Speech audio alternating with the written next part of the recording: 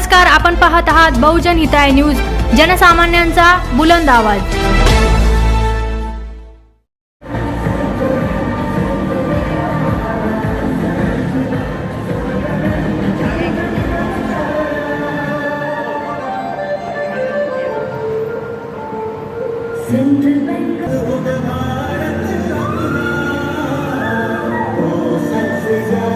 धन्यवाद।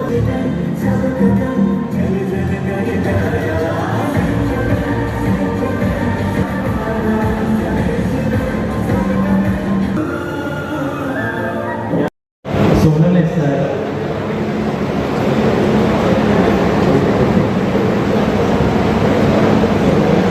बँकिंग सदैव शेतकरी आणि भगिनींच्या उन्नतीसाठी कटिबद्ध राहिलेली बँक आहे आणि आपण आपला दाखवलेला विश्वास याबद्दल परत एकदा धन्यवाद।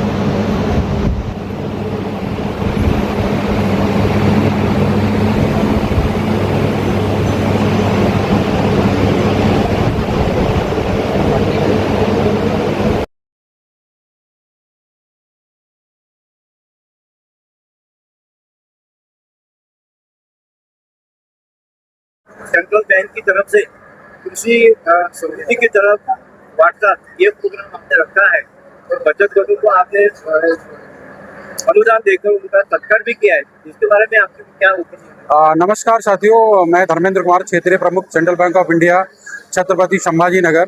आज ये कार्यक्रम पूरे देश में एक्चुअली हो रहा है, 100 से ज़्यादा जगहों पर किया जा रहा है। उसका मकसद एक ही है कि पूरे देश में हमारी जो भी एग्रीकल्चर से रिलेटेड स्कीमें हैं वो हर एक किसान साथी तक पहुँचे और वो उसका लाभ उठा सके। हमने यहाँ पर सभी स्कीमों की विस्तृत जानकारी जितने भी हमारे किसान साथी आए थे और हम आशा करते हैं कि वो सभी लोग उसका फ़ायदा उठाएंगे। इसी की कड़ी में हमारा देश भी आगे बढ़ेगा, किसान भी आगे बढ़ेगा और बैंक भी आगे बढ़ेगा। जहाँ तक सवाल है कि सेंट्रल बैंक ऑफ इंडिया ग्रामीण भागों में शेतकरी की किसानों की सेवा करती है, इसके बारे में आपकी क्या है? हमारा बैंक हमेशा 114 सालों से बैंक की मतलब कृषकों की सेवा में लगा हुआ है और लगातार हम उस पर कोशिश करते रहेंगे। हमारी तरफ से जितना हो सकता है हम लोग पूरा कोशिश करेंगे कि हर एक किसान तक ऋण की सुविधाएं आसानी से पहुंचे और उनकी सेवा कर सकें। ठीक है, प्रोग्राम में फुलंब्री तालुके के सभी देहातों के किसान शामिल थे क्या? हम सभी जगहों पर प्रोग्राम कर रहे हैं और हर एक किसान तक हमारा ये जो है सेवा पहुँचेगा। इसके बाद में कहाँ पर एक्सक्यूज मी, इसके बाद में कहाँ पर रखा है? अभी तक लगातार हम लोग करते रहे हैं। इससे पहले हम लोगों ने MSME का क्रेडिट आउटरीच प्रोग्राम किया था, रिटेल का आउटरीच किया था, अभी ये लास्ट में एग्रीकल्चर का कर रहे हैं। इसके बाद नेक्स्ट क्वार्टर में फिर से हम लोग हर सेंटर पर करने वाले हैं। अभी हर एक डिस्ट्रिक्ट में हम कर रहे हैं। बेसिकली हमने यहाँ पर एक फोकस किया था फुलंब्री, क्योंकि एक अच्छा विलेज है तो यहाँ पर हम लोग बेसिकली फोकस किया था। उसके अलावा सभी सेंटर पर हमारा प्रोग्राम हो रहा है।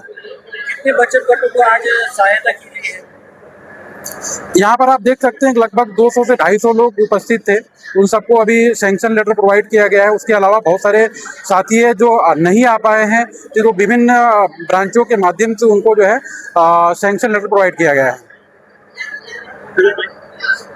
नगर वासियों को क्या हम सभी से रिक्वेस्ट करते हैं कि आप मेरी शाखाओं से जुड़ें। किसी भी प्रकार की समस्या के लिए हमें क्षेत्रीय कार्यालय में संपर्क करें, हम लोग पूरी तरह से आपकी सहायता करेंगे। अभी ठीक कर्ज देने का अपना बैंक का क्या करता है? पीक कर्ज के लिए हम बिल्कुल एकदम, हमारी ब्रांचें पूरी एकदम डेडिकेटेड ब्रांचेज हैं पीक कर्ज के लिए, तो उसमें कोई इश्यू नहीं है। जिस भी साथी को चाहिए तो उसमें हम पीक कर्ज देने को तैयार हैं। कोई सिविल का मैटर आएगा क्या? नहीं, पीक कर्ज के लिए कोई सिविल का कोई मैटर नहीं है, केवल आप लेना चाहते हैं हम दे सकते हैं, कोई इश्यू नहीं। गोल्ड लोन हमारा बहुत अच्छा स्कीम है। 7% से एग्री गोल्ड लोन स्टार्ट होता है, तो उसमें हमारे जितने भी किसान साथी है उसका फ़ायदा उठा सकते हैं।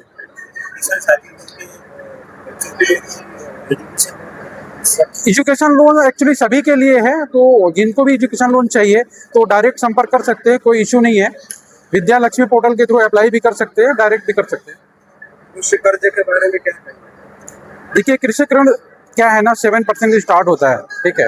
तो किसी भी शाखा में आप संपर्क कर सकते हैं। उसके लिए हमारी सभी ब्रांचेज में AFO है, वो उनको पूरी सेवाएं प्रदान करेंगे। किसी भी प्रकार की कोई समस्या नहीं होगी।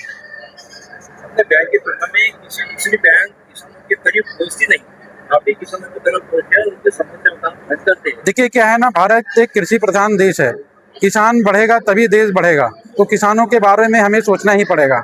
और हमारा बैंक शुरू से ही किसानों के लिए कार्य करता रहा है और आगे भी करता रहेगा। आज इस कार्यक्रम के माध्यम से आप किसान और जो छोटे मोटे उद्योग करने वाले लोग हैं, इनको क्या आह्वान करेंगे?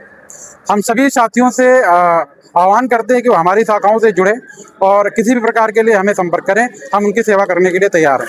ज़्यादा से ज़्यादा लोगों तक ये बात पहुंचाएं और हमारी शाखा से जुड़े। मैं धर्मेंद्र कुमार, क्षेत्रीय प्रमुख, सेंट्रल बैंक ऑफ इंडिया, क्षेत्रीय कार्यालय छत्रपति संभाजी नगर। आप सभी का धन्यवाद, आप लोगों ने समय निकाल कर यहाँ पर आए, उसके लिए बहुत बहुत शुक्रिया। Thank you so much.